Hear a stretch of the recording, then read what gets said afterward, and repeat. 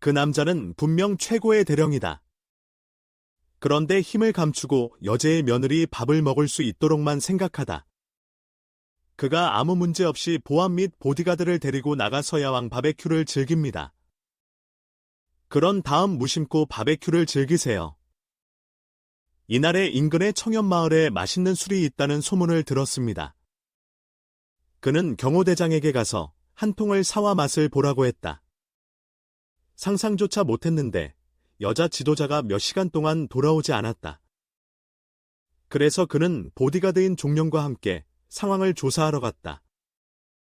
지금처럼 청년마을은 강력한 마법진에 구속되어 있음을 모르고 있습니다. 현장에서 수호대장은 이미 피가 토할 정도로 구타당했습니다. 그녀를 공격한 사람은 두 눈을 볼 수 없는 두 명의 사람이었습니다. 이 두 사람은 상대를 이기는 데 성공했으며 여자의 능력이 너무 약하다고 비웃었습니다. 그녀가 공격할 가치가 없다고 생각했습니다. 그들은 바로 흑혼당의 대부인 향원백입니다. 그의 젊은 제자 구옥모와 함께 여자는 두 명이 여기로 오면서 문제를 일으킬 것이라는 의도를 이미 짐작하고 있었습니다. 이것은 흑혼당과 만국이 함께 계획한 음모였습니다. 먼저 여제의 치졸한 왕궁을 유인하는 것입니다. 그런 다음 대염왕조가 텅 빈 시간을 노리며 민간인을 공격합니다. 젊은이는 음탕한 미소를 지으며 여자가 알았다고 해도 소용없다는 듯 했습니다. 보통이라면 먼저 그녀를 갖고 놀아야 할 것이다. 그러나 시간이 부족하여 그녀에게 쉬운 죽음을 줄 수 없었습니다.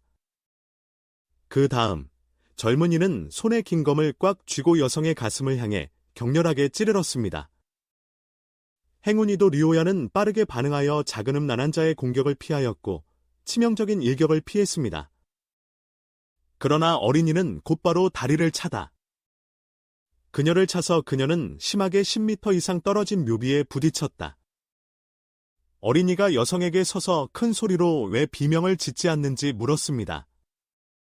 그는 죽음을 앞둔 사람들의 절망적인 고함을 듣는 것을 좋아합니다.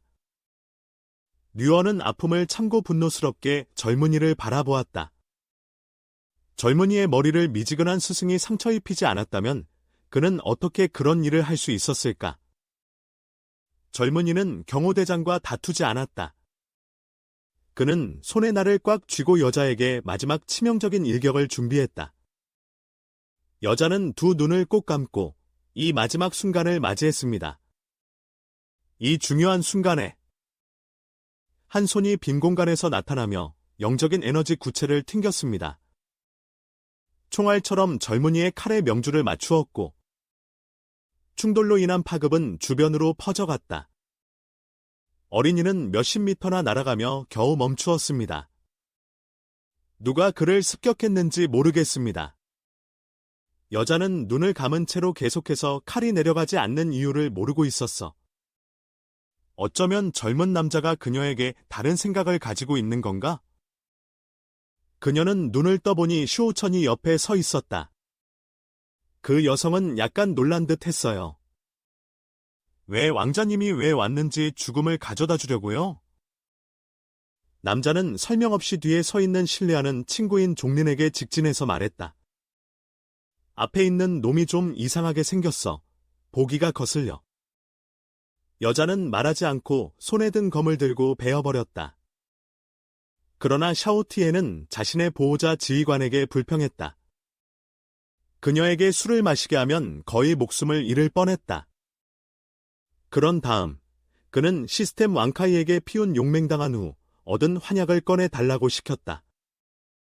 여성의 입을 열고 그녀에게 먹여야 합니다. 여자애가 좀 말이 안 되는 것 같아. 그녀에게 상처를 치료하는 약인지 확인하고 먹을 생각을 해보라고 알려줘. 샤오테는 좀 어색해져서 여자애가 스스로 선택하게 했어.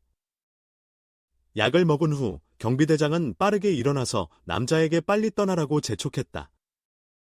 여기서 그는 전투에 개입할 수 없다. 하늘의 검은 재단에 놓이는 7단계 각성 경지의 강자입니다.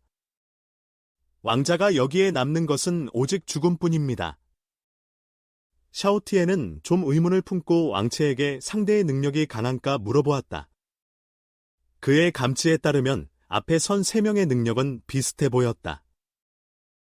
퍼져나오는 냄새도 거의 차이가 없다. 시스템은 그들이 주인 앞에서 연약하고 불쌍하다고 설명합니다. 한국어로 번역. 한계 상의 차이는 무시할 만하다.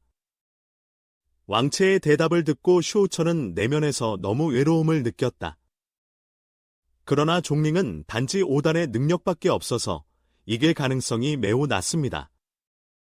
옆에 있는 리오야는 옆에서 관전하며 손을 대지 못합니다.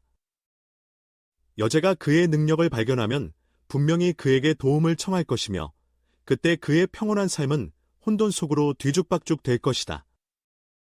이 순간에 종링은 갑자기 에너지 폭발을 일으켰습니다. 그녀 주변의 연기는 더욱 집중되어 별불이 타오르는 처음의 모습을 만들었습니다. 시계 제로의 변화를 보고 수호 대장은 크게 놀랐다. 단 2날 동안 소장은 그 정도의 힘을 가지게 되었다. 이 순간 젊은이는 욕설을 쏟아냅니다. 그 소녀는 그보다 더 어리고 그의 경지는 그보다 높으며 그녀는 심지를 이해했습니다. 그는 이러한 천재가 세상에 존속하는 것을 용납하지 않을 것입니다. 질투심에 완전히 정신을 잃은 청년. 휘두르는 검에는 순서가 없다. 종영 대기 중이 이 시기입니다. 그녀는 드디어 상대방의 취약점을 찾았습니다. 그리고 그녀는 붉은 빛이 섞인 칼로 빠르게 내려쳤다. 상대방의 손에 든 검을 직접 베어내고 그 사람도 충격으로 날아갔다. 그 순간 그를 바닥에 엎드리게 했다. 현재 장링은 칼을 꽂지 않았다. 그저 그런 물건이 대엔 황조에서 패작에 나오려고 하는 것을 비판했다. 오늘 그녀는 하늘을 향해 가야 합니다. 죽음의 두려움을 느끼는 어린이는 이미 겁에 질렸다.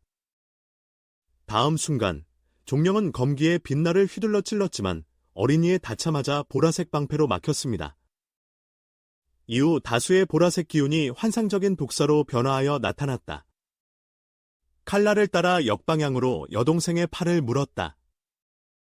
독사는 제로 앞에 도달하기 전에 이미 피가 물 흘리는 큰 입을 벌려놓았다.